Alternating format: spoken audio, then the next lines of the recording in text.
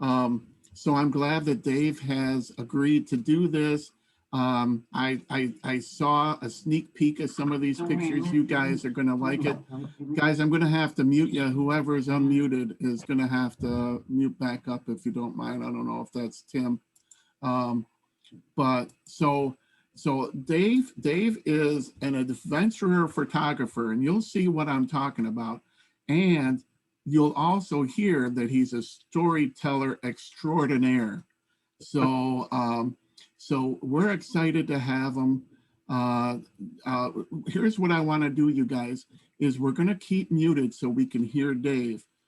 But if you have any questions, save them for the end or put them in the chat, and at the end he'll answer all of them. Okay, so do it that way. Either write them down or type them in chat or remember them for the end, and then we'll answer your questions. But I think you guys will really love it, and we'll turn it over to our good friend Dave. Hey, thanks, Greg. Can you hear me? I can hear you now. All right. Can you see me? Yes. All right. Hey, guys, it's great to be back with you. Some of you, it's good to see some of you for the first time. And I've already been blessed just by hearing hearing the conversation back and forth. I was at the church. Has it been that long ago? I think it was. I think at least 3 years ago or so. Yeah, Yeah. I actually have a couple photos on that. But I am an adventure photographer and a storyteller. But I'll tell you what, God provides the subject matter for my photos, and the stories just happen because I show up. So I really don't do all that much other than be there. I give him all the glory for everything I'm going to show you here and everything that we're doing with the nonprofit. What we're going to do tonight, and I may go a little fast at times, I may slow down and tell you a story regarding some of the photos, but this is essentially can be titled What I Did Over My Summer Vacation. My business was shut down for a while because of the pandemic, and instead of just sitting around not doing anything, I decided to head out west and take some photos specifically for the nonprofit. I ended up taking 2 different trips, one from, let's see, about the middle of April to the middle of June for 2 months, and then one in the fall from middle of September-ish to middle of November-ish. And came back with a little over 25,000 photos, and I'm still processing the vast majority of those. So what you're going to see this evening is, what I've been able to get to so far, and then some specific stuff that I wanted to show you guys. So here, actually, let me do this. So we're going to hit a few of the national parks. We're essentially going to go to start off in Southwest Colorado. We're going to go up to the Tetons, and then Yellowstone, and then Glacier National Park, then back down to the middle of nowhere in Utah, looking for a wild horse, a herd of wild horses. Then we're going to drop down from there to the Grand Canyon, and then we're going to go back up to Arches National Park and Canyonlands to end up with. What I've done is I've kind of combined, we'll be jumping around a little bit. I've combined the 2 trips more or less into one. The first trip that I took in the spring was with my youngest son, and the second trip I took in the fall was with my nephew. I always try to take somebody with me because a lot of what I do is in the backcountry, and you never want to be backpacking in grizzly country by yourself. So that's why I always try to take someone with me. So I can run. I usually pick people that I can run faster than they can. So I think that's about it. Let me take a second. I'm going to talk to you a little bit about the nonprofit, and then we'll jump into it. So give me a second. Let me share my screen. Can you see that, Greg? I don't yet. Okay. Oh, you know, I know why. Hold on.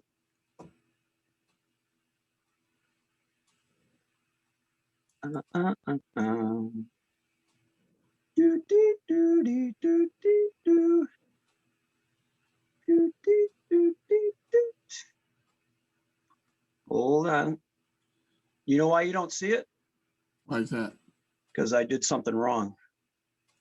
So you pick people you can run faster than to go on these trips with you. I'm surprised I haven't got a call yet. All There you right. go. You got it? Yep. All right. Got that? Yep. All right. So the name of the nonprofit I started a few years ago is called the Outdoors for Everyone Project. And this is our mission statement, bringing the inspirational, educational, and therapeutic benefits of the outdoors to those lacking the ability or opportunity to experience it for themselves. And how we do that is two different ways. We bring it to these individuals, whoever they may be, through what I call immersive photography. So this is a photo of Lake Sherborne in Glacier National Park. And this photo consists of about 250 different photos that are put together. And then that allows you to enlarge it. You can't take just a single photo of this and enlarge it to that size. So this enables individuals that may never get to that spot to experience that spot. That's another photo. This is, that's actually Southwest Colorado. Again, over a couple hundred photos, and they're all put together in immersive imagery. And that was actually taken in the garage at Woodside 3 years ago. You might recognize some of those faces, but they're standing in front of the enlarged photo, and that photo is absolutely tack sharp. Might recognize a couple people there. That's another photo. This is another program that we do. Just an example, we do anything from large gatherings to, this was me a couple of weeks ago, actually at a warming center. And this is actually 3 years ago in the garage for the special needs group of Woodside. And we have a little trailer we take the pictures around with. So the programs is one way that we try to bring the national parks and God's creation to individuals through our immersive photography, but we also take that photography to places and display it, like nursing homes and hospitals and senior homes and so forth and so on. And we want to try to get to a point of being able to donate these photos to those locations, just so we can, you know, put a smile on people's faces, and again, show them things that they may not get an opportunity to see.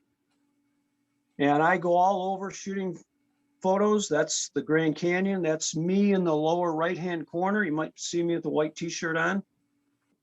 I'm shooting an immersive photo there. So again, whenever I say immersive image or photo, that means I'm shooting hundreds of photos that are then going to be put together and turned into usually about a 5 by 10 foot print.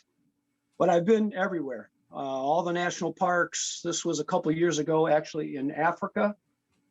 A lot of what I do is in the backcountry, as I said, backpacking,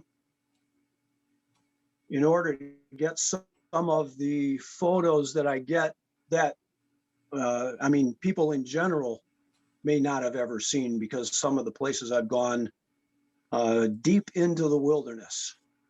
So that's me actually on Gunsight Pass in Glacier National Park. That was a 5-day backpack. Saw a total of about 3 people in 5 days. So that's the nonprofit, what we do.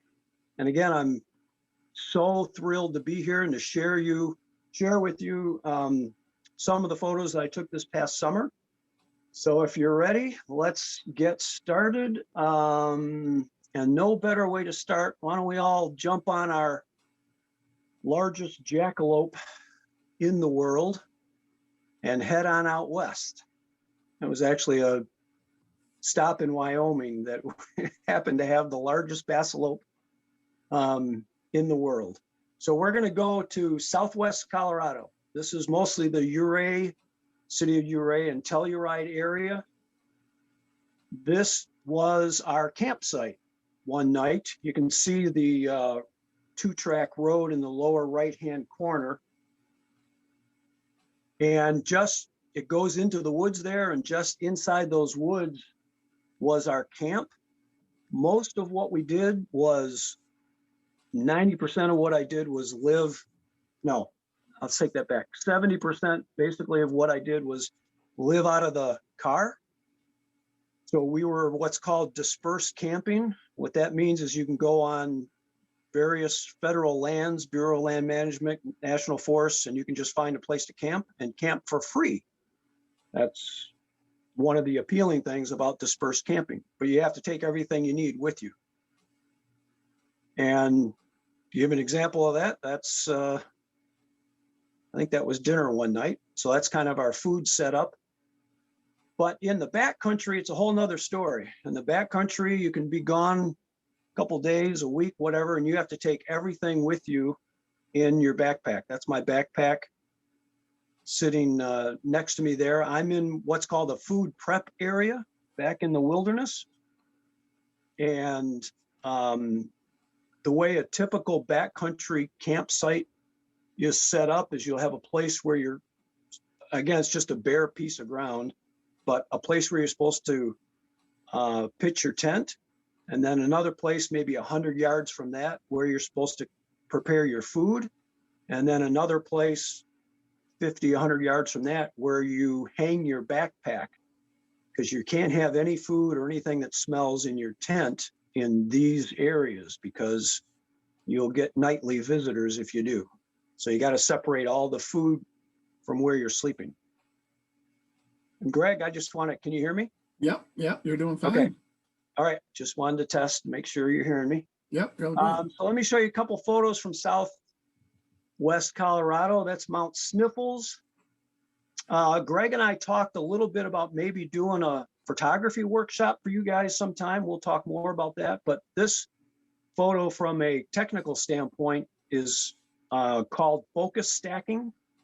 And there's a certain way to shoot photos so that you can get the near ground, these flowers, in perfect focus, plus the mountaintop, which is, we consider it from a photography standpoint, infinity. You get all of that in focus.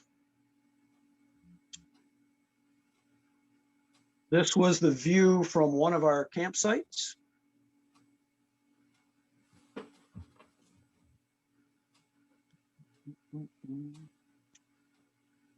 That's the Mount Sniffles range, or the San Juan Mountain Range again. This was just a typical hike in that area. This was the trip that I was with my son on. There's again us out of our Grand Cherokee, how we're living, how we're camping, dispersed camping. This was my son's favorite site, and it was his favorite site because of the view. And this is actually a real lousy picture from a technical standpoint because it was taken with my son's cell phone. But I wanted to include it because it's the only one that I have that shows this view. Normally when I'm out shooting the immersive imagery, which I did at this location, I'll also take a normal, more landscape photo like this shot with my normal camera. And sometimes I forget. And in this instance, I forgot. So I use my son's cell phone photo for this shot. But once I put together the immersive imagery, this is going to be, I'm real excited about the potential of what this is going to look like, because that's just, even with a cell phone, that's an awesome photo. But again, this is a photo that you couldn't enlarge. When I'm done with the immersive imagery, we could put this on display at locations, again, be 5-6 feet by 10-12 feet long. So it'll make it seem like you're there if you're standing in front of it. So one morning we were again camped here, and I was hiking around the the high altitude areas, climbing up this, I shouldn't say climbing, hiking, walking up this particular mountain. And this was early spring, and things were pretty drab. There weren't many flowers out at all. And I was basically looking at more or less just bare ground, and I'm walking along, and all of a sudden I stumble across that blooming just in the middle of almost desolation. You can see the ground surrounding it. This blooming cactus was just like an oasis in the middle of nowhere. And I set up my tripod. I thought to myself, this would make a very interesting immersive image. So I started taking hundreds of photos of all the dirt, much wider and taller than what this single photo shows. But in order to get a bunch of photos to put it together to make an immersive image. And I'm taking hundreds of photos, standing there with my tripod, and all of a sudden something flies by my head, and I had no idea what it was. It sounded like a big bumblebee. And I'm looking around and I don't see anything, and I'm like, okay, well, hopefully it's gone. And then I go back to focusing in on the cactus, and this guy was down there. So if you see kind of upper right of the cactus is a ruby-throated hummingbird. So I spent the next couple hours taking photos of the hummingbirds that were visiting this cactus. And I actually spent the next, I think it was like 4 days in the morning, coming up to this spot, doing my devotions and waiting for the hummingbirds to come by. They would come by about every 15 minutes, every 20 minutes or so. But this kind of reminded me of, here it was so bleak and the terrain was so bland and everything. And then God basically just blessed me with this incredible cactus that was blooming. And I thought that was awesome. But what does God tell us? He's able to do even more abundantly than we can even imagine. So even though I thought this was incredible in and of itself, God said, I think I'll throw in a hummingbird. And that just made it even the better. I mean, it was crazy. So they were my friends for about 4 days, and I took a bunch of photos. And again, I can't wait to process the immersive image of that. Couple of the other hikes I did in this area, ran across some bighorn sheep. We're going to talk quite a bit when we get to Yellowstone and the Tetons about wildlife. Got a lot of wildlife photos for you. I'm throwing these guys in here just because there's not as many bighorn, or I don't have many pictures of bighorn in Yellowstone and the Tetons. But these guys were out in this field and just posing. They would run around, face the other direction and pose. I got a boatload of pictures of them. And after about an hour, they all decided to take off. And that's them running up into the mountain. So they ran up into the mountain, and then I watched them, and they were way up in the mountain, but they stopped, and I got a bunch of photos like that, kind of the majestic bighorn sheep on his perch up in the mountain. And so, of course, I'm here to take photos for the nonprofit and to do immersive imagery. So I took hundreds and hundreds of photos of this whole mountainside with the bighorn sheep at various locations and peering out at me. And it was just, again, I can't wait to process this. It's going to be an awesome immersive image. After leaving this location, just happened to see this guy. That's a red fox, and I don't know if he was hiding or what, but if he was hiding, he was not doing a very good job because he stuck out like a sore thumb. That's why I noticed him. And just to give you a close up of him. So the camera equipment I have is relatively good. I have what's considered a big lens, so I can get in pretty close from pretty far away. So a lot of these animal photos you're going to see, I was not that close in reality. Even though this guy was easy to see, sometimes you got to know what you're looking for. And I've been doing this long enough and had experience with wildlife. I don't consider myself a wildlife photographer. Wildlife just happens to be around the locations where I'm shooting my landscape photography, my immersive imagery for the nonprofit. I always end up running into wildlife just in the locations that I happen to be traipsing around. And again, you kind of learn how to read the signs, and we'll talk a little bit more about that in a minute. But this looked like a place, I don't know if you can see an animal there, but I happened to gaze in there and I knew he was in there. So I just waited maybe 20 minutes or so. And then finally he peeked his head out and I got the photo I was looking for. So that's a marmot. And again, they're pretty hard to see because they spend their life among the rocks and the boulders in the crevices and whatnot. So that's, we're just going to hit a little bit of every little area because I've got so much to share. I'm going to do a little of a lot of different areas, and if we wanted to, we could spend the next week talking about any one of these locations, be it Yellowstone or Glacier or Southwest Colorado, because there's just so much to see and to talk about in those areas. But I'm just going to hit on just a little bit in every area. So the next place we're going to is Grand Teton National Park. The Tetons this trip was actually there twice this year. This is the fall.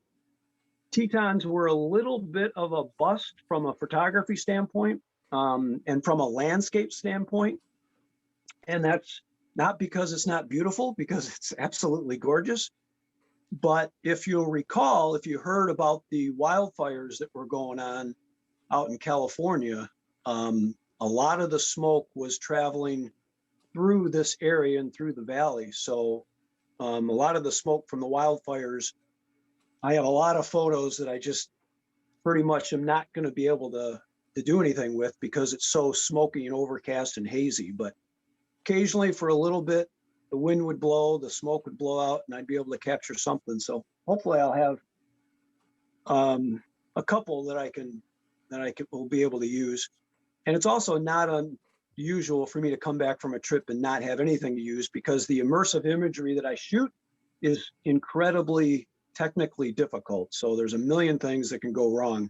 Again, this is just a single landscape photo that looks really good on my computer, but can't be blown up like the immersive multi-image landscape photos can.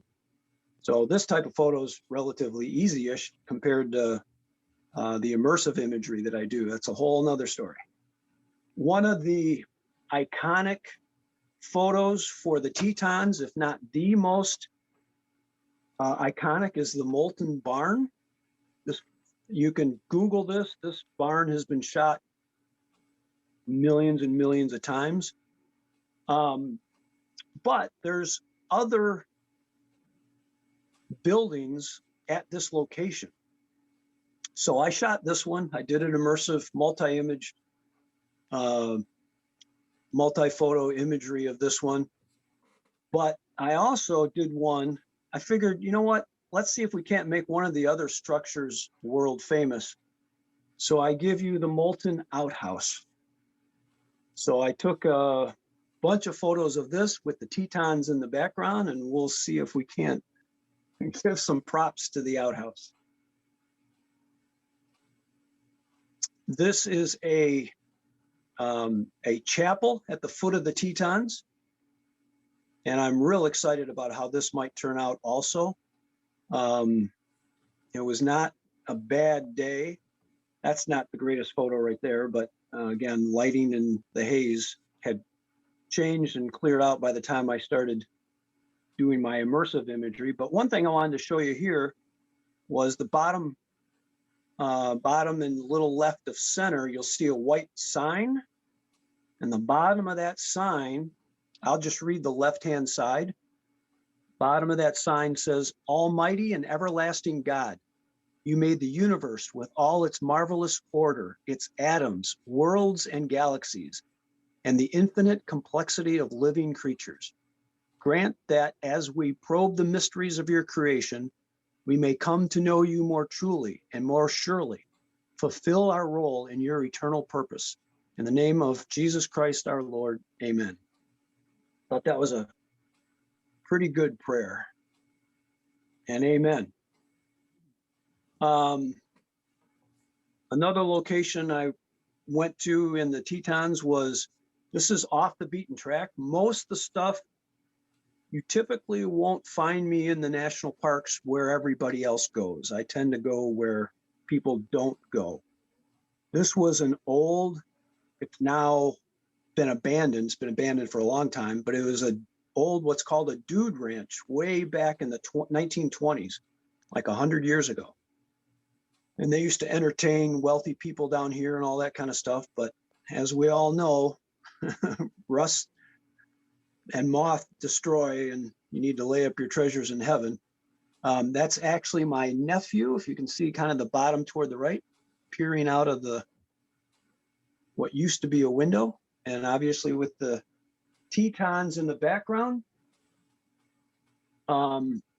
we spent a lot of time in this area. It was very difficult to get to, a very rough 2-track down to here, and then it actually ended maybe a half mile from this location. You had to walk the rest of the way. But while we were there, this happened. And it was one of those moments where you're going, you know, how can anybody say there's not a creator?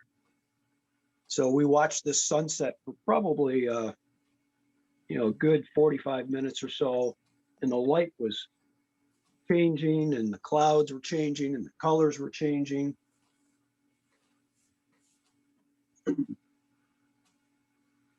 I'll just give you a second to soak that in. It was amazing being there.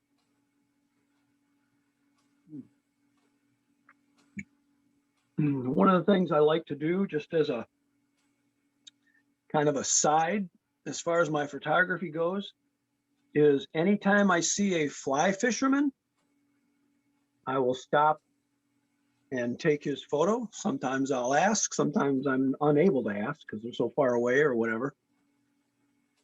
But I got some good photos of this. I'm thinking this might turn out as far as immersive imagery goes, but there's actually another fly fisherman up the river, and the Tetons are the backdrop, and that's the one I think is gonna work out as far as that goes. But I like shooting fly fishermen, and because it reminds me, there's a zooming in, getting a closer view of him. Again, what does God tell us? Cast all your anxiety upon him because he cares for you. So you can look at this photo of this fly fisherman casting and think of that verse. I mean, your cares, you can see his bobber. See if I can zoom in. That little white dot right there, almost in the middle. So his cares are on inside that bobber, and he's casting it away. So remember that next time you're anxious or worried about something. Be like the fly fisherman. Second time through, don't be surprised, second time through the Tetons, it snowed a lot. Don't be surprised if this isn't my Christmas card this next year. Just beautiful scenery. This is the extreme east side of the Tetons. So we're going to start, I'm going to head into some wildlife here. And we're going to combine, we're going to go to Yellowstone. So the Tetons is Wyoming, just south of the Tetons. In fact, they consider the Tetons and Yellowstone the same ecosystem. So that's me just at the northeast entrance of Yellowstone. And as I mentioned earlier, one of the things that you do is you learn to read the signs. And some of the signs you learn to read are footprints. So that footprint, I spent some time wolf tracking because I wanted to get some wolf photos. So I'm tracking this. Actually, there's a boatload of tracks around this particular area. They were, this was near a bison kill. Someone had something had killed a bison a few days earlier. So the wolves were coming in and out eating off the bison. And there was all kinds of tracks around this area. There was wolf and coyote mostly. But look how big that, I have a size 9.5 shoe. So can you imagine how big that dog is, how big that canine is, how big that wolf is? That's a big animal. And then also in the same area, there was this, a fossilized, so that's a mountain lion track. The main difference is you can tell by the toenails, wolves, dogs don't have retractable nails. So you can see the claws there. On the cat, the mountain lion, you don't see any toenails because they're retractable. And this is, you know, who knows how many thousands of years ago this mountain lion was walking by and stepped in this, who knows what, you know, part of Yellowstone, molten lava, whatever, and put his print in that. Oh, wait, that's not right. This print isn't 1,000 years ago. This print was probably about an hour before I took this photo. And that's not molten lava. That's actually bison poo.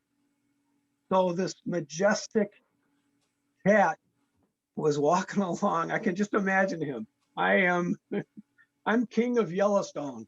And he's walking along after feeding on the bison. And oops, he steps in a pile of bison poo. And I can imagine him walking along, shaking his paw, going, oh man, this is like, I can't believe I just did that. But I never did find him, as a side note.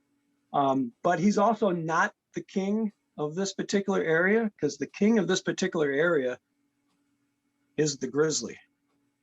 And that's my hand.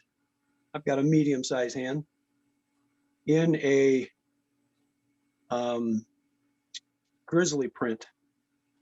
That shows you again how big these grizzly can be. People ask me how close I've been to a grizzly, and I tell them about 2 feet.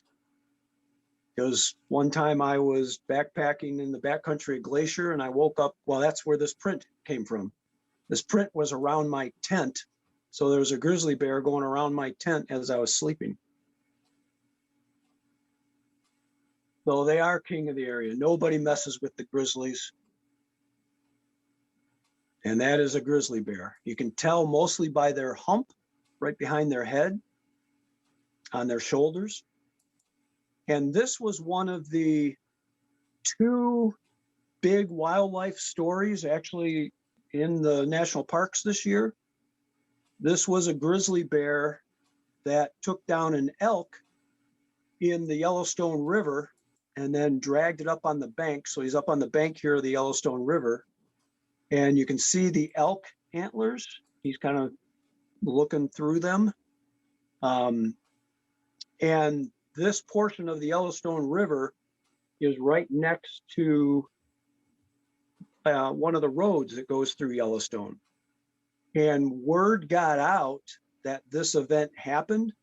So I'm actually on the other side of the Yellowstone River on the opposite bank with hundreds of other photographers from all around the world taking photos of this guy. I spent probably 2 hours there, got a ton of photos, but it was from a wildlife standpoint, it was a huge event because you don't get an opportunity to take this type of photo so easily, so accessible right by the road, and pretty safely too, because you're on the other side of the river and he's not going to bother crossing the river. So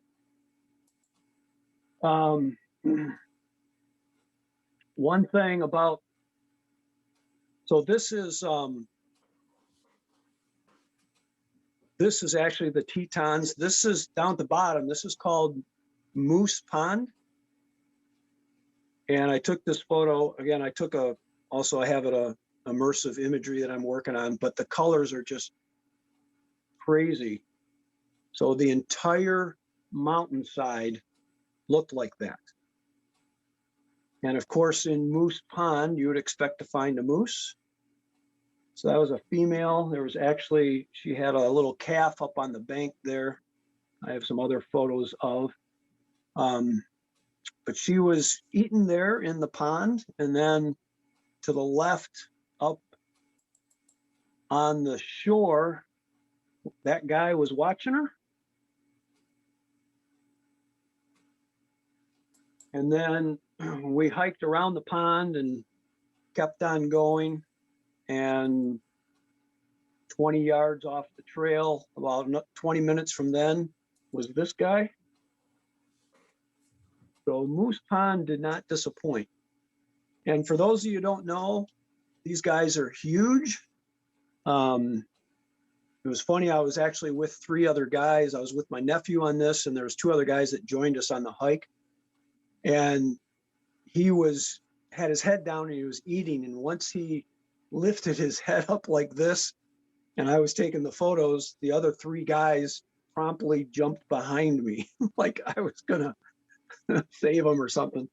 Because if I was standing next to this guy, the top of my head, I'm about 5'9", top of my head would come to his eyeball. So that's how big he is. So if you ever see a moose in the wild, just hide behind a tree. That's all you got to do. Because they have a hard time navigating through the woods because of how big their antlers are. And then another trip, I was photographing another moose, and it took me I spent probably an hour taking photos of him, and it took me maybe 10 minutes to go, something's wrong with this moose. Something just doesn't seem right. And then it became apparent that he had just gotten very recently into a fight. I'm assuming this is what happened, but he lost one of his antlers. That's something you don't see all that often. At first, I thought he might have just lost his antler, because moose lose their antlers every year, but it's usually about mid-December, and this was nowhere near December. So I'm sure he got into a fight. Moving on, this is a black bear. This is a mama black bear. She had a cub with her, and she was all up in this tree that's in back of her and eating the berries off of that tree. So she's eating. And all of a sudden she's like, "Hey, where'd Junior go?" And he had wandered off. I got some photos of him, but he's so small, you can't even see him in the grass. And he had wandered off. So this is her standing up, trying to find her baby. And a few seconds after this, she got down and went running after him, and they moseyed off into the underbrush. In this same area, happened to see this guy. Oh, he's got to be looking up, looking down, looking all around. This is a red-tailed hawk. And again, to give you a close-up detailed view, what it looks like, you'll probably never get that close to a red-tailed hawk.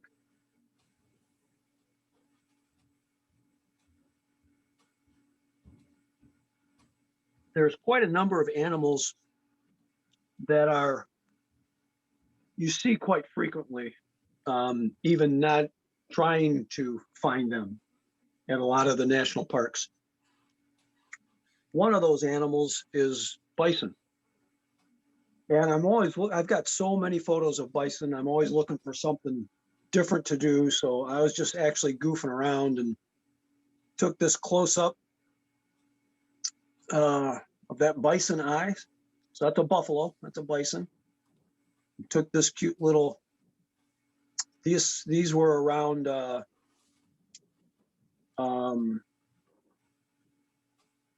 this was in the Tetons. And then this guy, I thought might be a promising photo. This is in Yellowstone. So Yellowstone has what I call two major sections. It's got the geyser section, which I don't go to all that much. That's where most people go. That's where Old Faithful is. And then it has Hayden Valley and Lamar Valley. Lamar Valley is called the Serengeti of America because it has so many animals. So I spent a lot of time in Lamar Valley. This is one of the few geysers in Lamar Valley. And I saw this bison. You can see him in the lower left-hand corner this is Soda Butte. I'm pretty sure this is Soda Butte Geyser. And I thought, wouldn't this be a cool photo to get the bison in front of the geyser as the geyser is erupting? So I got out, I set up my camera, all that. I'm waiting, half of photography is being patient and just waiting. So about 15, 20 minutes goes by, and for whatever reason, all of a sudden it dawned on me, wait a second, I'm pretty sure Soda Butte Geyser is dormant. So, and it is dormant. So I could have been waiting there forever and it was never gonna erupt. So before I just started to, think about packing things up because the photo that I wanted wasn't gonna happen. But if you can see down at the very bottom, a little to the right of center, there's a creek. There's a creek that runs, and the bison is actually on the bank of the creek, and it wanders around. You can see it actually way, way, way in the background. And to the left, downstream, there was 3 male mallard ducks. And they were hanging out probably about 20 yards from the bison in the creek. And I overheard them talking. And I come to find out that it was Larry, Moe, and Stan. And they were, I heard them talking, and they're saying they're asking each other what they can do for fun. What do you want to do? And Mo is like, I don't know. What do you want to do? And Stan's like, I don't know. It's just another day of waddling up and down the creek. And then Stan goes, look, up there, there's Bob the bison. Why don't we go harass him a little bit? And Mo's, no, let's, we do that all the time. Let's leave him alone. No, let's do it. So they started swimming toward Bob the bison, and I had no idea what they had in mind, but they got right by him. And I call this photo Mallard Moon, and happened to take the photo right when Bob the bison was looking at me going, Dave, I'm sorry, this is like ridiculous. You're here to take my photo, and look what I have to deal with. These goofballs, these knuckleheads do this all the time. It's so embarrassing. I'm so sorry. But I love the look on his face. He's like, can someone please do something about these 3 guys? Larry, Moe, and Stan, the mallards. So, right place, right time. And I happened to get a photo of, even though I already had hundreds and hundreds of bison photos, I was able to get a scene that I'd never shot before. So even though the geyser didn't erupt, it was well worth it. Also, in Yellowstone, another hike. So this is not a wolf. This is a coyote. But he just posed for me so well. He did not move. He was like a statue. And then I noticed why he was like a statue and why he wasn't moving is because over where he's looking, probably about 40 yards, was this guy. So he was looking for dinner, and this guy wasn't moving either. So they're having a stare down. Which one was going to move first? Well, they ended up both moving at the same time and just hightailing it out of there, because right in between them, about 5 minutes later, came this guy. And this is an elk, and this was rutting season. And during rutting season, most males are in a bad mood. Most male animals are, they're more aggressive. You have to be careful during rutting season. And you can actually see that this guy had had some encounter. And I think this is why the coyote and the jackrabbit didn't want to mess with him, and they just took off, because you can see on one of his antlers, he's got a little blood. So he had it in with somebody, and maybe even a little fur there. So they didn't want to mess with him, and I don't blame them, because his antlers are rather dangerous. And sometimes I wonder how these elk even carry these things around. I mean, that's got to weigh a lot. That would give me a headache if I was wearing that and had to carry that around.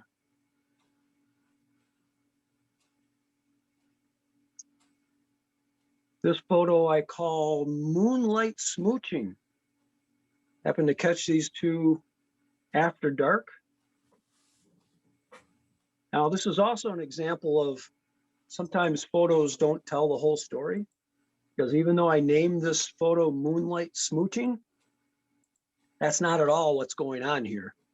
These are actually two male yearlings, and they're, again, it's that time of year, it's rutting season, and they're sniffing each other. And 2 seconds after I took this photo, they're both on their hind legs, kicking and hitting each other with their front legs. But I like moonlight smooching better.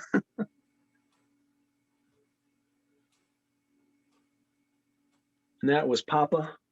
That was actually another day. Very stately. So this is probably, I have always had a hard time telling the difference between mule deer and white-tailed deer. I think this is, I don't know. Another animal that's prominent out there. Anybody know what that is? I guess you're muted, so you can't answer. But this is, these are pronghorn antelope. This is dad, mom, and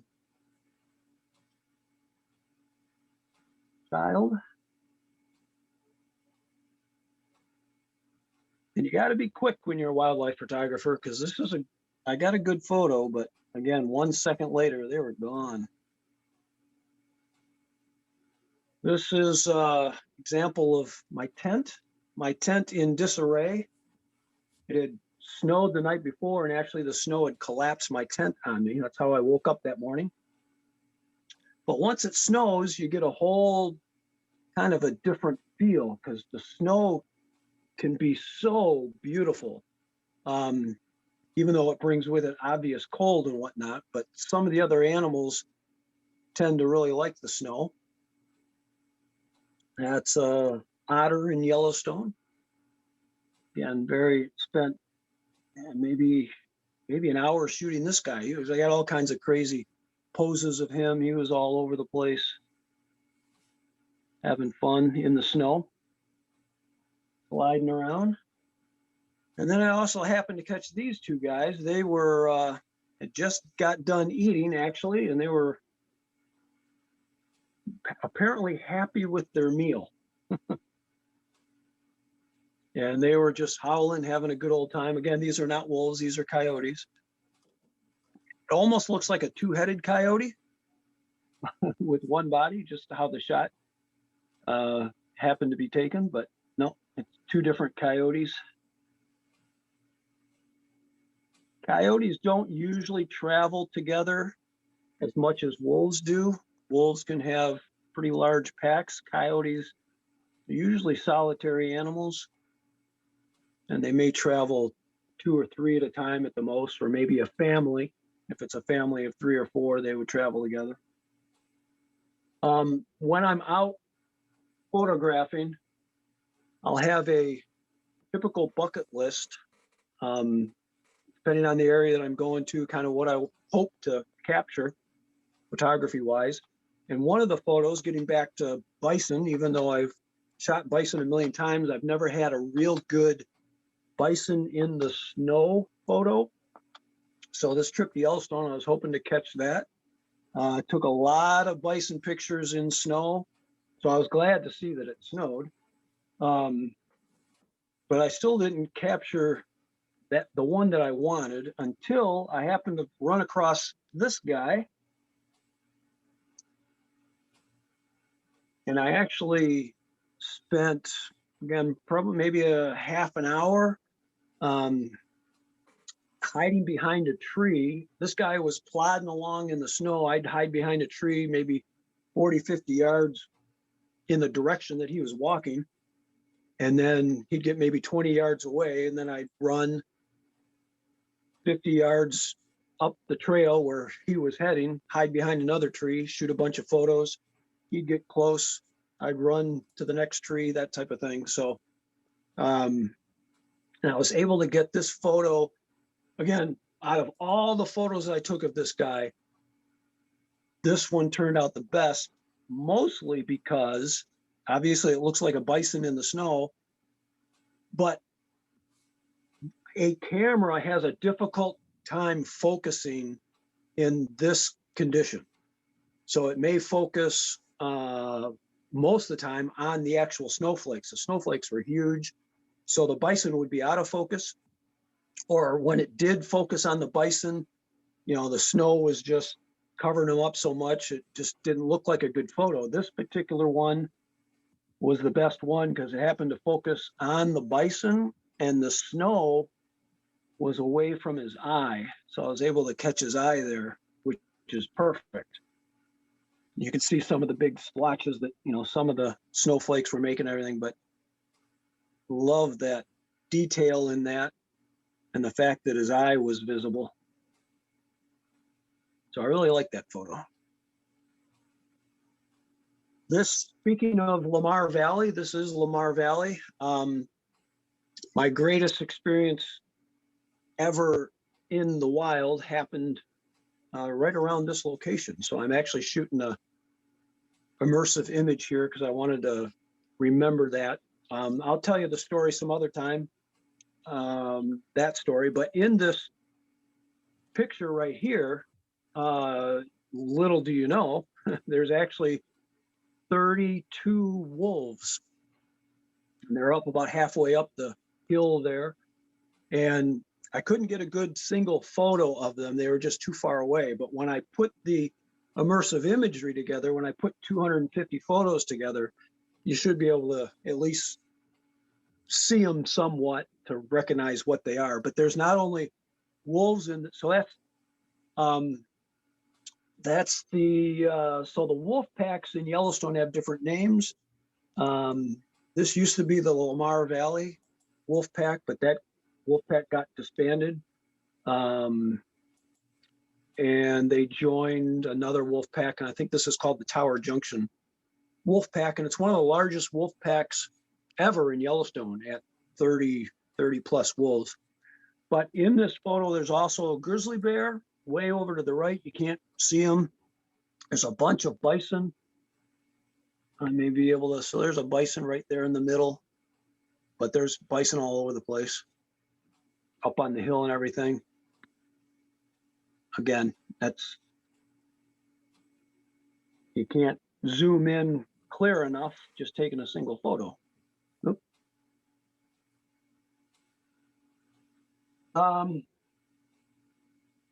So before we, oh, by the way, right here, so the coldest I was in on this trip was -19.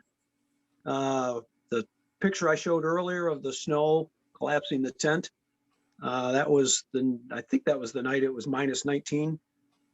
It gets really cold in Yellowstone and really early.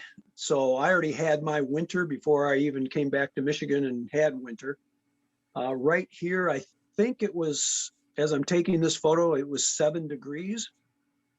The wind chill put it at about -20. But as I said, we also experienced -19 without the wind chill. So before we leave Yellowstone, we got to hit the iconic Old Faithful. So that's Old Faithful Geyser. I did go over to the geyser area of Yellowstone. I wanted to see if I could take a multi-image landscape photo of Old Faithful. That's going to be, was extremely technically difficult. I haven't tackled that yet to see if it actually turned out, but that's probably something I'll keep working on until I can figure out how to do it. When you're taking this type of photography, the biggest impediment, the reason why something doesn't work out usually is related to movement, any type of camera movement, or if your subject is moving. So obviously, the subject here, Old Faithful, is moving a lot, but there are workarounds, and those are some of the things I'm trying to figure out how to do. I also want to do, while I was here, I wanted to shoot what's called the opal pool, and what's the other pool? The other pool is escaping me, actually, the opal pool and, well, anyway, a couple, Grand Prismatic Pool. Was unable to do either one of those shoots because as we were walking the boardwalk to the pools, that's walking the boardwalk to the pools.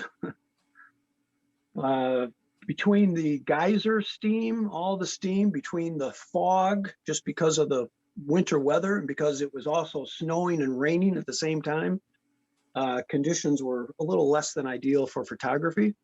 And we also kind of thought, really don't want to be on a boardwalk walking through a geyser basin when you can't see where the boardwalk begins and where it ends. So you don't really want to fall off the boardwalk when you're in a geyser basin. Just not a good idea. So I was unable to get that shot, but hopefully one day we'll be able to do that. So we'll leave Yellowstone. Sometimes I take photos and I go, that's not real. But that's a real photo. That was sunset over Lamar Valley. Actually, there's wolves in this, but they're way up, way up on the hill. So you can't see them. I just knew they were there. But the sunset was amazing, was just insane. So let's leave Yellowstone and we'll head to Glacier National Park. Another bucket list of mine, this was on the way to Glacier, this is outside of Yellowstone. Another bucket list of mine was to take the proverbial reflection photo of the mountain in the water. I had never gotten one as good as this. This was like a mirror reflection. It was a still, calm day. The area I was in, because of the shrubs on either side of this, this is actually an offshoot of the Yellowstone River. It helped, these bushes and trees and everything helped kind of protect the area from the wind. And then if you look right in the middle, there's actually a beaver dam. So the beavers did me a favor, and the beaver dam helped to make the water in the foreground just like a mirror. So I was really happy with it. And I just stumbled across that. We were just driving by. This is not too far off the road. So let's head to Glacier. Glacier National Park. That's my nephew up in the bridge. Glacier National Park never closes, but it's really only accessible maybe 3 months of the year because of the snow. This is the old original bridge to Glacier. I show this because another day I came back and I was taking this photo off of the bridge, but it took me an hour or so to even see past my hand in front of my face because of all the fog. But eventually the fog lifted and I was able to capture that.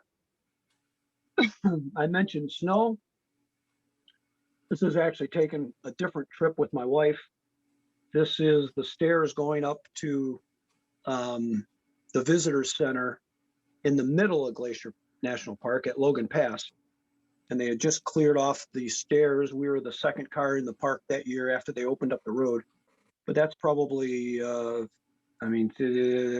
25, 30 feet of snow. So let me kind of speed up here. I'll show you a few pictures of Glacier. Glacier is awesome. This is an impending foreboding storm rolling in over the mountains. I call this Blue Mountain. This is snow blowing off the top of this particular mountain. This is that Gunsight Pass hike that I mentioned, actually. My backpacking buddy is standing over there on the trail. You can't even see them because it's so small, but it kind of shows you the scope of, what Glacier is like, what the terrain is like. We took a hike up to what's called 50 Mountain, a multi-day hike. My nephew and I, this was just our campsite. Again, backcountry campsites are, here's a bare place, spot on the ground, put your tent there. There was this part of the hike. This was actually right near our campsite.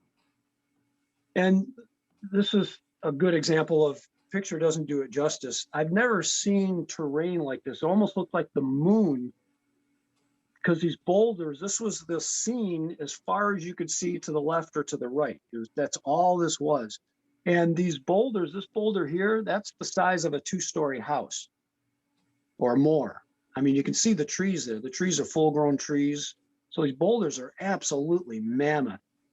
And this whole valley, that's all this was. I'd never seen anything like that. So it's really cool. I'm going to actually skip that and that.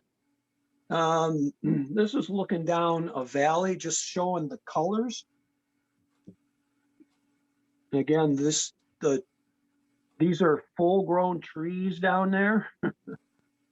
This is a spot along a particular trail that we were on where all these different plants and colors came together.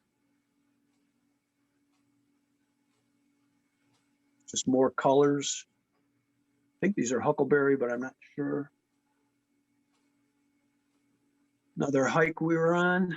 Again, you can see the awesome, awesome colors of the landscape. I was actually going to take this photo out because it's a bad photo, but bad from a technical standpoint. But this is a mountain goat. I have much better ones of mountain goats because I have lots of photos of mountain goats, kind of like this. I had never taken one though, never found one, never seen their den, where they call it a den, but where they live. So this was kind of cool to run across this. And there was more to the family.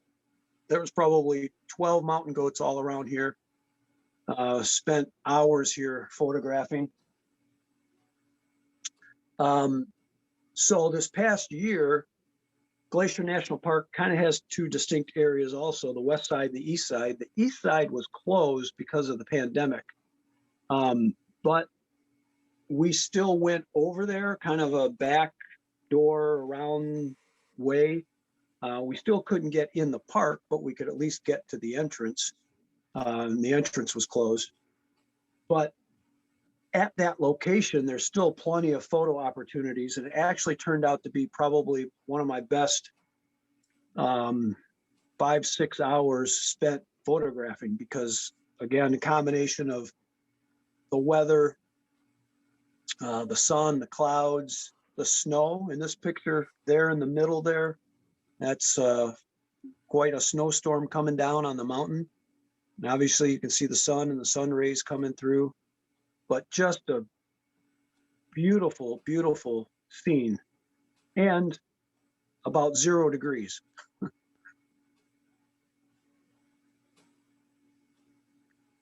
That's Glacier National Park. That's a good photo showing Glacier. I don't know if you're familiar with who Ansel Adams is, but I thought this photo lended itself to being black and white. Ansel Adams shot mostly in black and white. This is one of my fine art photos that I have for sale. I call this the Divine. I love the sun rays coming in from the right. And it's just, I mean, it's just cool. And you can almost feel how cold it is, because it was really cold. And let's leave Glacier. Sunset, Glacier National Park. So leaving Glacier. Oh wait, I can't leave yet. I gotta go. Oh, yeah, here's where I go.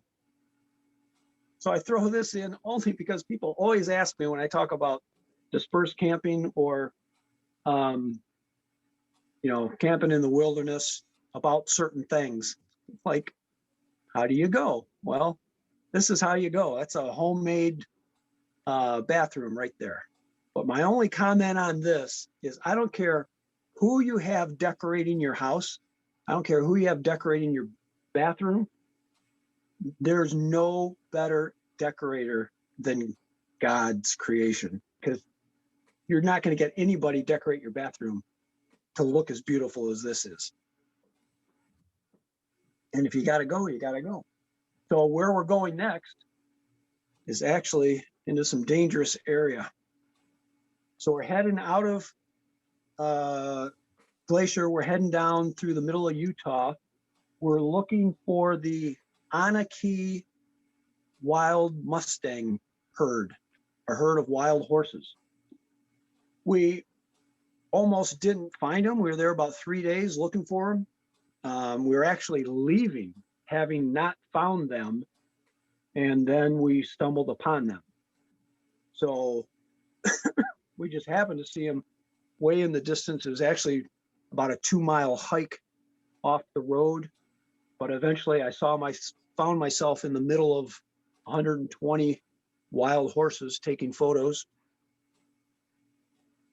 which was pretty cool. But there was some stuff that was even cooler. Before we found the actual herd, we would see a scattering of single horses every once in a while. Couple horses. And then we saw these guys. And we happened to run into one of the management people. This is Bureau of Land Management land. He happened to be driving through, and we asked him about the herd, and he gave us some insight and whatnot. And these here are what they call the outcasts from the herd. And this is a smaller herd. So the big herd is 120. This is a smaller herd of about maybe 15 or so.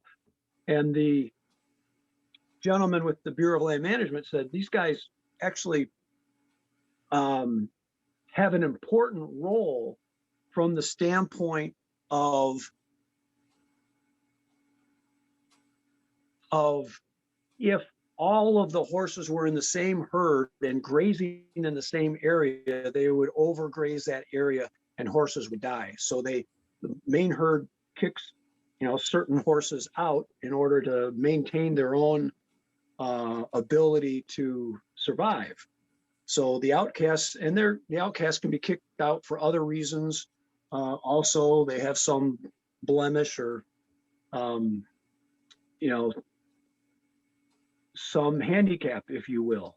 And I loved these guys. These guys were so, this herd was so docile. They were so friendly.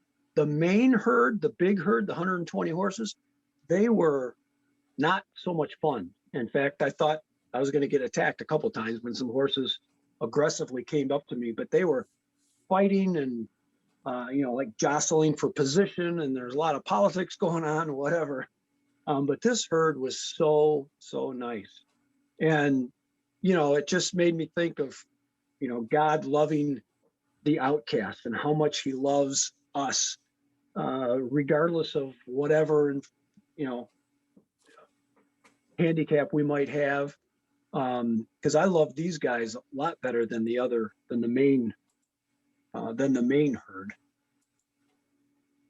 And they were so still there, I was able to get an immersive image of them. I took probably about 60 photos that I'll be able to put together, and I'm going to put this into a big print.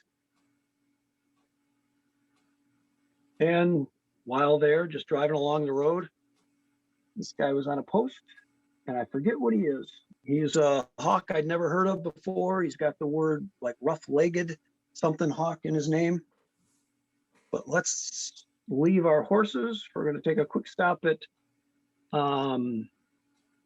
Horseshoe Bend. This is near Page, Arizona. So we're heading to the Grand Canyon.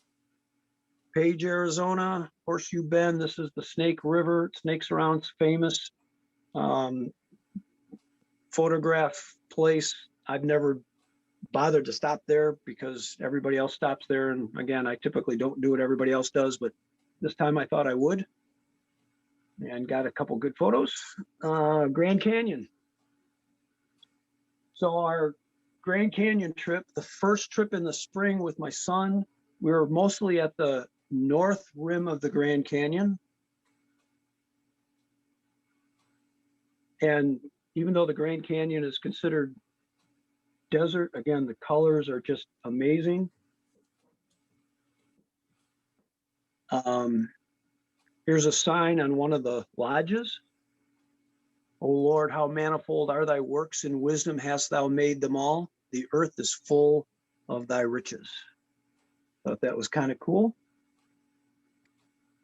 Actually, let me skip that.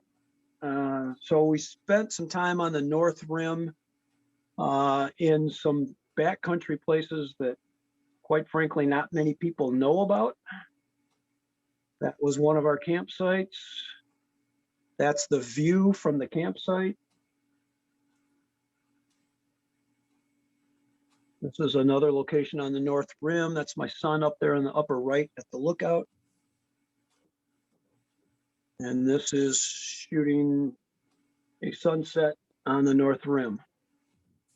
Now, the main reason we made this trip, and this was my son and I in the spring, was we had permits to go across, to backpack across the Grand Canyon, which I had done before, but this time we were doing it, and some of you may know about this, as a project that I have going on regarding a friend of mine named Enoch Glidden.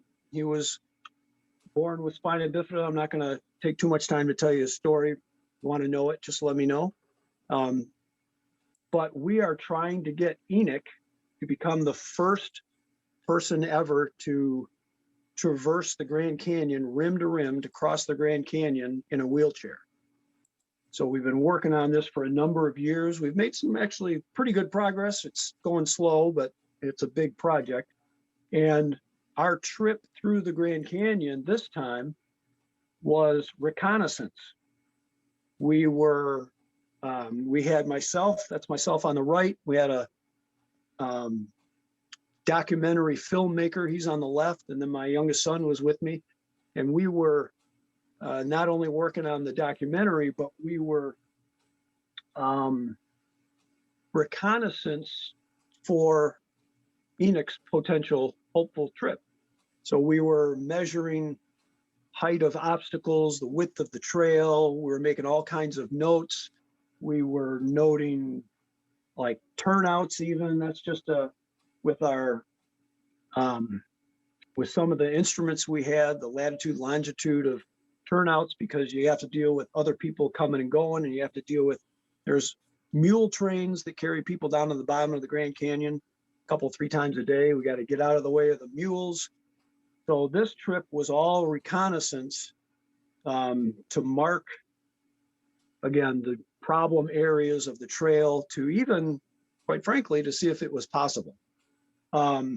We came away from the trip going, it's impossible, well, but we're going to do it anyway. No, I'm just joking. It can be done.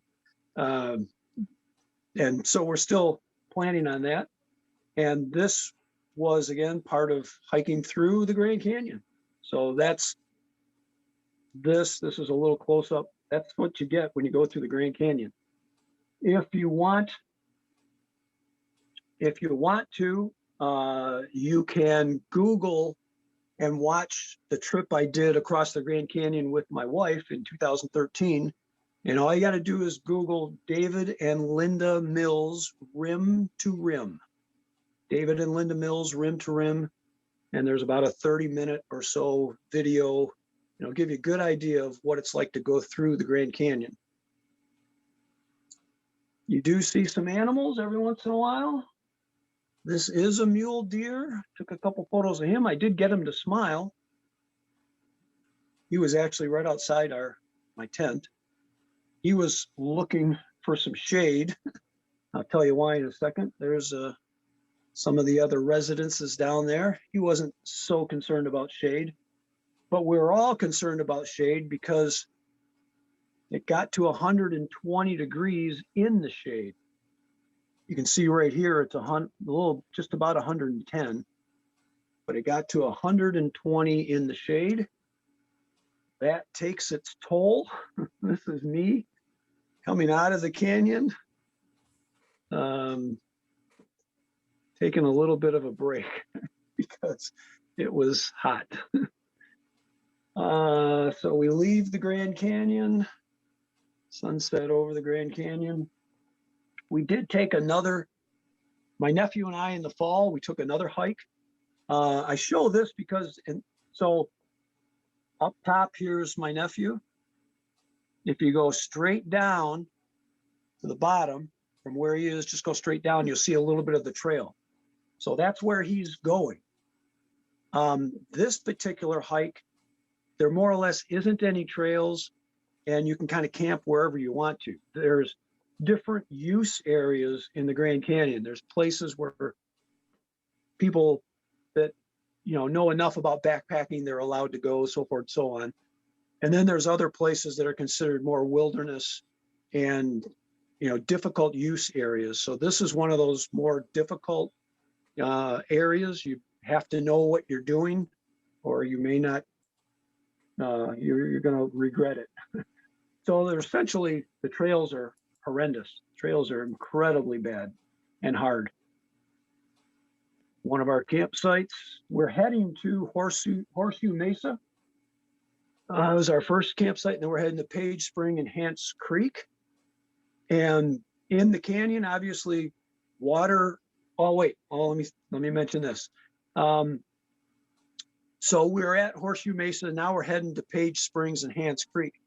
And at this intersection here, as we're heading down to Page Spring was next, actually, about 10 yards from this sign down the path that we're supposed to be taking is that sign.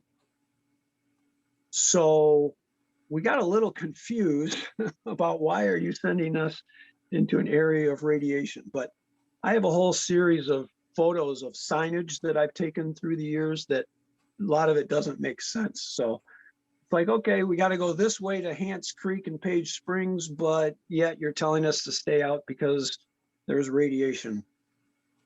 And of course we went anyway and ignored the sign because that's the way we were supposed to go. A little bit of what it looks like along the way. And that's kind of that for that trip. Again, I could we could go on for days and days and days talking about all this stuff in more detail, trying to just give you a little bit of an overview. So now we're going to head to Arches National Park. This is the iconic Delicate Arch in Arches. Very somewhat easy-ish hike to the arch, about a 45-minute hike or so.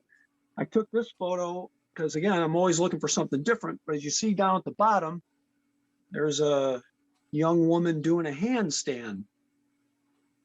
So I thought that was would make for an interesting photo. I call this photo a delicate balance. And this is me also shooting Delicate Arch. You can kind of see the landscape, what it looks like. See all the people over there on the left of the arch. Down below them, this kind of area here, it's kind of straight down. That's called the Bowl of Death. Every year, a couple people fall down in there and die. So you definitely got to know what you're doing. I'm over in an area off trail, like I usually do. Area, who knows if anybody's ever even been there before, trying to get a different angle of the arch, take something a little different. But while we're in Arches, we can go to another. This is called the Windows District. There's lots of arches just in this general vicinity. This is Turret Arch. This photo I usually have to explain, mainly because in photography, there's this thing called noise in your photo. And if you have a lot of noise in your photo, it's a bad thing. It's granulated, it looks noisy. It's just not crisp and clear. And this photo looks like it has a lot of noise, but that's not noise. It's actually what was going on the other side of the arch. Between it and the sunset, there was a huge sandstorm. So that's all sand up in the clouds, mixing with the clouds and the sun, making for that gorgeous, gorgeous sunset. And again, just happened to be there. God bless me. I'm so thankful. A little later in the day, happened to catch, that's through Turret Arch. Sun going down, happened to catch this little boy up in the arch. And then if you're looking at Turret Arch and you turn around, you'll see this is the windows, north and south window. You can actually see the shadow cast by Turret Arch on the north and south windows. So I took standing right about here, actually took immersive imagery, hundreds and hundreds of photos that I'm going to put together to make one large photo. And as I was doing that, there was people gathering around me, not exactly around me, but kind of off and back in different directions. But there's people, the sun was going down, they're gathering, and it dawned on me, I've overheard someone what was going on. There was a super moon that night, and they were all settling in to see the moon rise through the window on the right. I think that's the north window. I always get the north and south mixed up, but the window on the right. So I'm all set up with my tripod. I've been at the spot for more than a couple hours, and I started to feel kind of like an idiot, because I had this thought that here's all these people seeing me here. I look like I've got the nice equipment, all this kind of stuff. I'm probably here to shoot the supermoon through the window, through the arch, and I'm in the total wrong location, because everybody else, I could overhear them. They're using there's apps where you can determine where the sun's rising, so forth and so on. And they were all just 20, 30 yards over to my right at another location, all gathering. There's like 50 people there.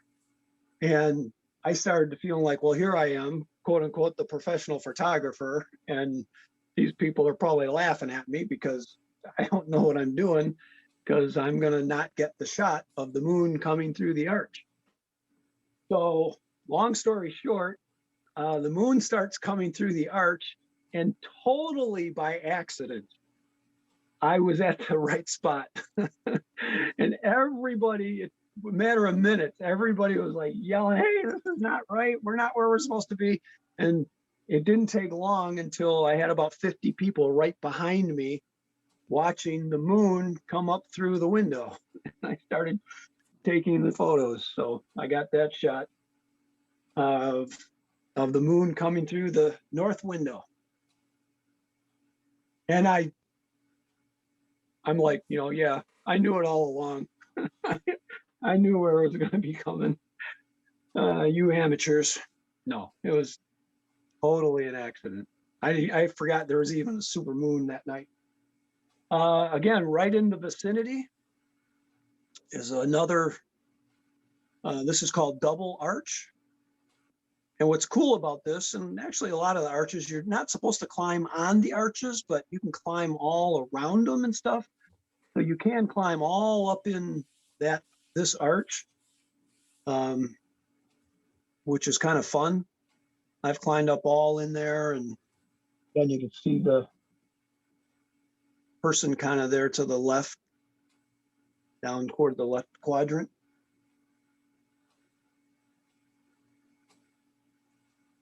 And leaving arches, right close to arches, is Canyonlands. We actually stay at a dispersed camping site, which is halfway between the two. It's about maybe a half hour from Arches National Park and 10 minutes to Canyonlands. So I'm not going to show you much of Canyonlands other than this is the iconic shot. Well, not shot, it's the iconic arch in Canyonlands. This is called Mesa Arch. And you can see kind of the background. That's what Canyonlands looks like, all the red behind the arch, up above and behind the arch. That's John Mark, my son, sitting below Mesa Arch. And hey, we're almost done. Next, we're going to go to Bryce Canyon. Oh, before we go to Bryce, so Canyonlands is made up of two different districts, and they're literally an hour or so away from each other. And we spent most of our time in the northern district. The southern district is the Needles district. We did swing by there real briefly, but I just decided not to stay for whatever reason. But on the way there, my son he's a rock climber, and he happened to look and notice these guys up in the cliff, or this guy rock climbing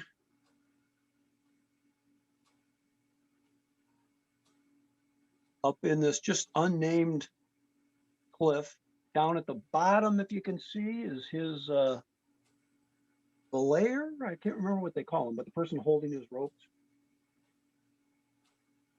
So I'll give you a little zoom in. So of course, what do? I take photographs. So I've got this whole rock face, way to the left, way to the right, with him right there in the middle. Again, that I'll put together and make a immersive image from. But that was kind of a sweet surprise. This is Bryce Canyon. Between you and I'd never spent a lot of time at Bryce Canyon. I've been there a number of times, but for whatever reason, just didn't strike my fancy. But I got down into the canyon this time, and I have a new appreciation for it. This is one of the trails heading down into the canyon.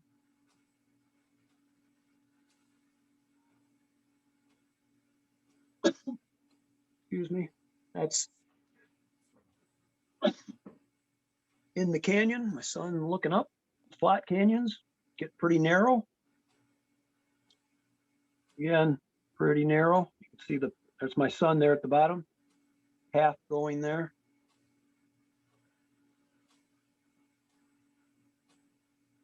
So I like Bryce Canyon now. There's a path going through it. And you can see, so all of these are called hoodoos. That's what Bryce Canyon is known for, is the hoodoos. And you walk all among them when you're down in the canyon.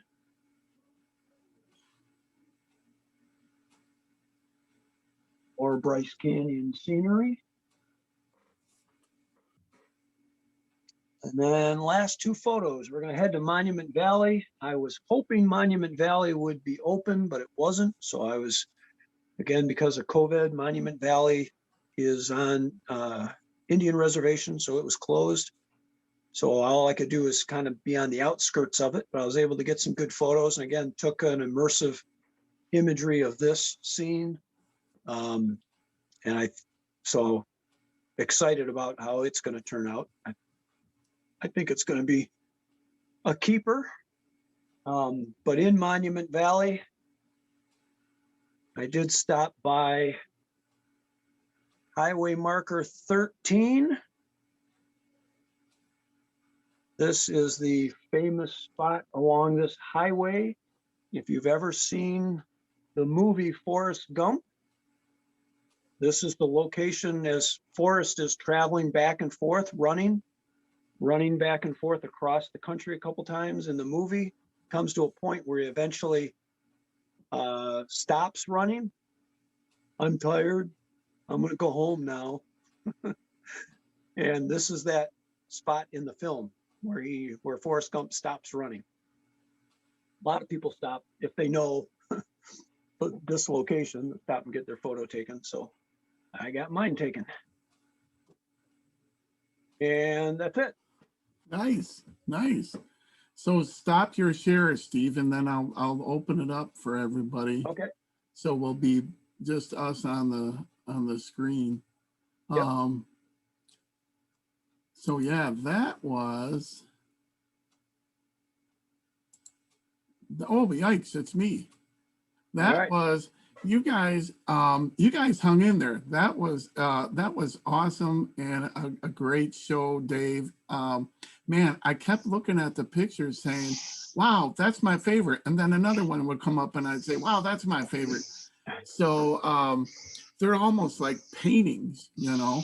Yeah. So you guys, Dave agreed to take any questions you guys might have. I think the way we could do it that makes sense is that if you have a question, first raise your hand and then I'll tell you to unmute. That way we're not all asking and talking at the same time.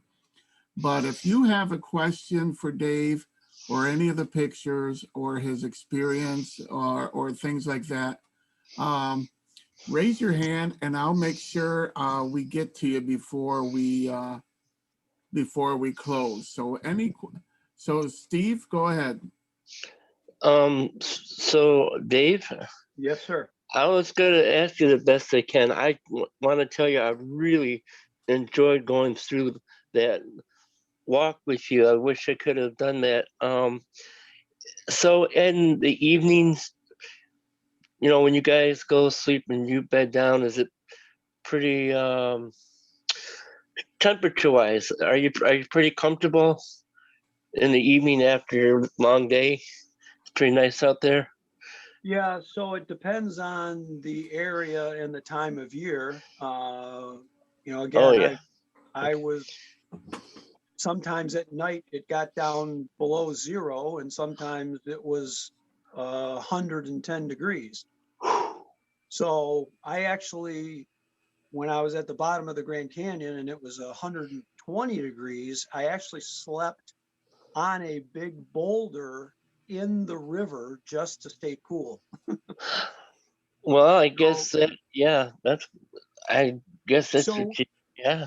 yeah, you do what you can to be comfortable. So the equipment that I have, certainly, I never get cold, no matter how cold it gets, because the equipment I have is very good. And I'd rather be in the cold weather than in the hot weather, because the hot weather is harder to regulate because you don't have air conditioning or anything like that. The cold Right. weather, you can always put more layers on and take layers off, or get in your Right. sleeping bag, get out of your sleeping bag. So I prefer the cold weather, but I've been in definitely extremes, so I kind of just know how to manage it. Work with it. And Yeah. I was gonna ask you one other thing. I know you said something about grizzlies. How close have you actually, not an encounter, but how close to your tent being safe? I kid you not, from the grizzlies, or are they far enough away where you are actually safe? I mean, do you have any close visitors, but they didn't really bug you too much? Oh yeah, I mean, I've as far as hiking goes, I've been, 20 yards or less from grizzlies on a trail. And when I've been camping, I've been, there's been grizzlies um, right outside of my tent. Oh, I've, okay. Okay. I've I'm good. woken up, I'm good. I've woken up to grizzly prints, moose prints, elk prints, and mountain lion prints around my tent. So while I Wow. was sleeping, they were walking around sniffing me. Wow. Anybody else? Good question, Steve. Anybody else have a question at all for Dave? Danny, do you? Okay, Danny, unmute yourself so you can ask the question, buddy. Hey Dave, isn't it better like you go like there's just how old is your son? He's 20. Wow. Is it does he like hunt does he like goes out with you during the warm weather? How's the weather turned out? Yeah, he goes with me when he can. My whole family, loves the outdoors and the wilderness, and all of us have backpacked before together. Even my daughter, um, my daughter used to work at Glacier National Park, so our whole family is into it. So when they can, they go with me. Nice. Good question, Yeah, Danny. is he a good climber? Uh, he's a pretty good climber. All right. All right. Okay, anybody else got a question for Dave? Okay, Zeke and then Steve. Zeke, why don't you unmute yourself? Go ahead, Zeke. Hi, Greg. Hey, Hey, Zeke. Hi. Yeah, I have a question for you. Yes, sir. How long do you live from the outdoors? good question. So it depends on what you mean by that. Again, I've gone for as long as 2 months living out of my car and out of my tent. And then the longest backpack I've been, has been a couple weeks. So if you're talking backpacking, then yeah, a couple weeks. But usually I'm gone maybe 5 days or so is probably the average. And just for the record, Dave, there's no Five Guys hamburgers out there, is there? No. I wish. You'd get me to go if there was. There are bison burgers. Oh, all right. Okay, Steve, unmute yourself. You're next. Okay. Hey, Steve. Hi. The pictures you take, what's your favorite animal? Oh, that's a great question.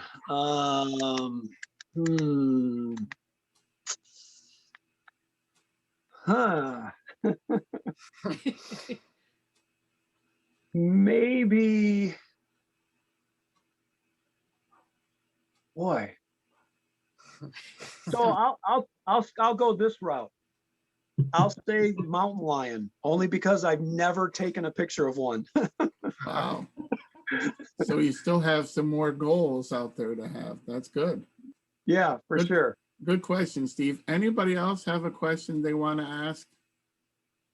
Raise your hand so we can unmute. I got a question, Dave, about the immersive imagery. Yeah. Is every photo you take, do you do immersive imagery or just the ones you want to blow up? Yeah, so just the ones that I think would make good immersive imagery. Okay. So I'm always looking for that epic landscape, or, you know, again, something that's a little different. Yeah, no, not every photo that I take is immersive. No. That, in Okay. fact, pretty much everything you saw here was just single photos that I took for whatever reason, part of the storytelling process, or again, every time I'm on location and I'm okay, now I'm shooting immersive imagery and I'm there for 2 hours taking hundreds of photos, I'll take some single photos just to kind of remember the scene. And so here's the big difference. This might explain a little bit. When you're taking the immersive imagery, I have a particular camera setup. So I may be using my 100 to 400 millimeter lens at 300 millimeters, and I'm shooting what's called vertical. I'm shooting vertical, and then shooting rows and rows and rows and rows and rows, second row, third row, that type of stuff. So those are the types of photos that then all get stitched together to make this immersive imagery. When I'm shooting these single images, I'm using like my 15 to 55 millimeter lens, so a completely different lens, different camera setup, and I'm shooting not vertically, but I'm shooting horizontally. Okay. Okay. So That makes sense. yeah, and the reason why you shoot the immersive vertically is you get more digital information shooting that way than you do shooting landscape, shooting horizontally. Okay. And I want as much information as possible in order to enlarge the photos as large as possible. Yeah, that makes sense. Any other Sure it questions, does. you guys? Raise a hand if you got a question at all. Mark, go ahead. Yeah, Dave, Hey, Mark. hey, during the winter time, do you wear like hats and gloves so you don't so your hands don't get so your hands don't get free or so you'll get a frostbite or anything? Yes, I do. That makes your gear, well, if you go in the wintertime, Dave, it makes your gear a lot heavier, I imagine, to carry Oh, than yeah. in the summer. The gear is completely different. And the gear can be completely different even in, you know, like places where you know there's an abundance of water versus no water, you know, those types of things. So, but here's my gloves. So Okay. these are actually heavy lined photographer gloves, and they're photographer gloves because this, the finger you use your shutter for, Mm-hmm. this part of the glove opens up. Oh, and wow. the tip of it comes off. Here, let me put it on. Oh, So wow. I'm going through, my hand's all nice and warm, and now I'm using my camera. I can stick my finger just through this tip of the glove. Okay. Nice. Nice. Did Good, Good question. good question, Mark. Hey, anybody else? Tiffany, unmute. Tiffany and hey, Zeke, let's get to everybody who hasn't asked one first, and then we'll come back. I'm here all night. So how do you like traveling like to the Grand Canyon or to anywhere? How does he travel? How do I like it? Yeah. I love it. And how is it? I would rather be on the road, you know, than not on the road. I sleep better in my Mhm. tent. I sleep better in my tent than I do in my bed at home. Oh. So I love it. And there's also something about when you've done a 9-mile hike at Mhm. 13,000 feet or something like that, Oh. you're really tired at the end of the day. So Mm. you sleep really, really, really well. Okay. That's good. Good question, Tiffany. Anybody else not ask a question yet that wants to? And then Zeke, Mike, unmute yourself and see what question you got.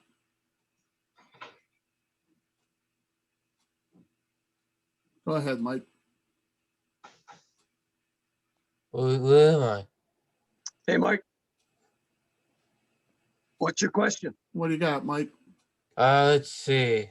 I do like your snapshots of the Grand Canyon, all the locations. I like your scenes. Thank you. Yeah, that's very nice to say, Mike. Let me ask you this, Dave, before we take Zeke. If you could only go to one more place the rest of your life, where would you go? So people, that's another way to put the question, what's my favorite national park? It is.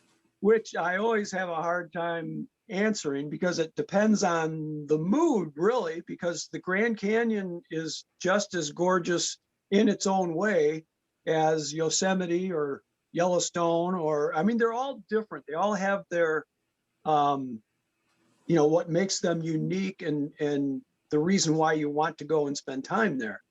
But since you asked the question in such a unique way, so I can't answer the question, what is my favorite national park? But No. I can answer the question that you asked in the way that you put it. I would have to say Glacier National Park. All right. So Glacier National Park has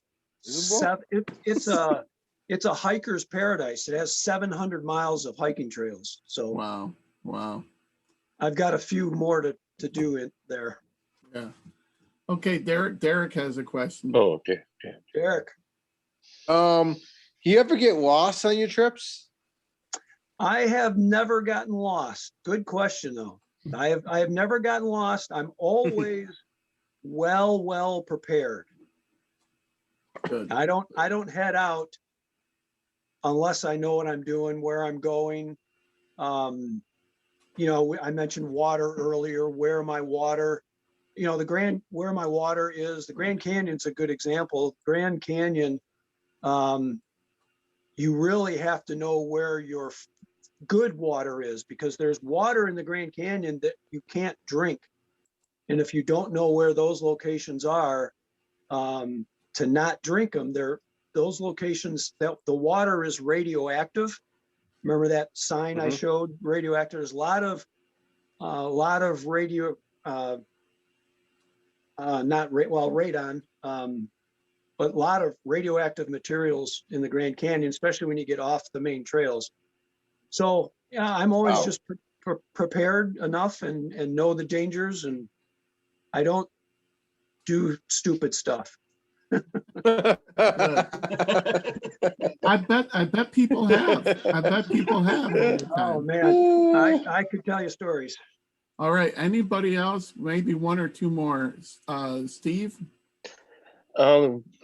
Greg, I was just going to ask Dave, because I've got another meeting in like 10 minutes, another one of these. Dave.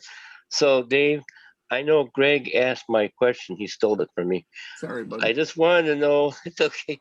I don't know how to say this. I wanted to know the difference between a immerse picture and a regular photo. Oh, great question. Great question. So I made up the term immersive photo. So that's my terminology. And what I mean by that is, if you're standing in front of the photo, remember those photos I showed at the beginning? They were so large. So if you're standing in front of the photo,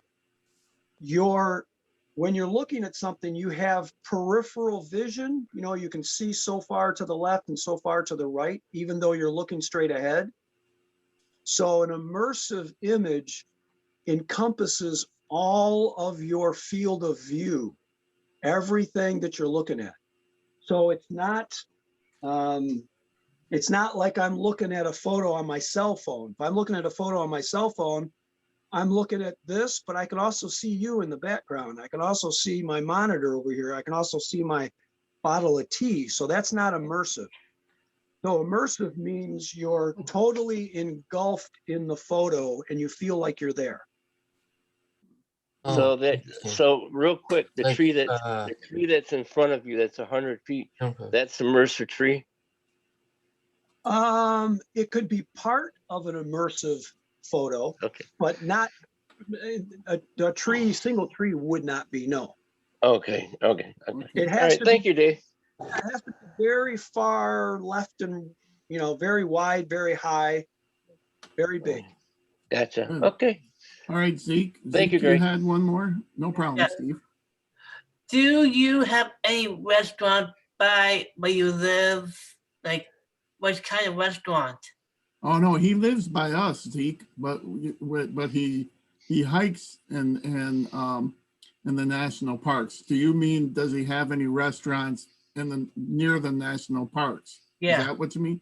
Oh Yeah. man, if they had Five Guys in the Grand Canyon, I'd be there every week. Me too, man. So Zeke, I got a suggestion for you. Go right ahead. If you ever happen to get, and I'm giving you this suggestion based on the background that you have, okay? Yes. You know what your background is, right? Yes, I do. Okay, so if you're ever at Glacier National Park, Yeah. outside of the east entrance, there's a restaurant. They have great burgers, absolutely great burgers. They're called, they're called, the I'm restaurant signing is up for called- that. Oh.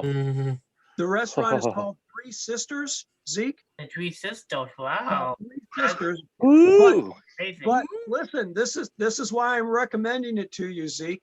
On the roof of their restaurant, if you Google them and you go to Google Earth and you look at them, you look at the roof of their restaurant. Yes. It says they have painted on the roof of their restaurant, UFOs welcome. Okay. Nice. Okay. All right. Okay. Okay, at last, one more. If anybody has one more, otherwise, Linda Carver has a question. We want to know why there's why there's radioactivity in the Grand Canyon. Is it So, something people yeah. did, or was it already there? no, it was already there. Radio, like the element called radon is radioactive, and it comes from granite. So out in those areas, in fact, all throughout the mountains are made of granite, and granite is the rock granite is what causes the radioactivity. It's the slow breakdown of the rock that produces radon in the air, and that's where you get your radioactivity from. Very Nice, cool. nice. Okay, So it's part of Yeah. creation. cool. All Thank right. Any more? We'll close out. Oh, Tim, is that Tim or Brian from Longcrest? I always say Long Street. What am I? I'm Yeah, sorry. you do. Is that Tim or Brian? That's Tim. All right, Tim, what question you got, buddy? Shoot, Tim. Got shoot anything? I mean, it's gonna ask him, Steve. What kind of animals were there? In that picture, Dave? There was all kinds of animals in the pictures. That bear was cool. I like that bear. I looked at him. Yeah, that bear was a big one, wasn't he? He We're was not- big. He was big. And I remember wouldn't what, want to see him in the back lot. and remember what Dave said. A bigger bear came and scared that bear off. Oh, it Yeah. did. Man. Yeah. Yep. So you guys, before we go, don't forget Bible study Tuesday, Sunday at 12:30, Sunday hangout at 4:30, craft next Friday night. Okay. And so those are things coming up, but feel free to unmute, thank Dave, and say goodbye Thank to you, Dave. everybody. Hey, thank you Don't- guys. Say Never, thanks, Dave, say never goodbye. run away from a bear. Pleasure. Hey, Dave.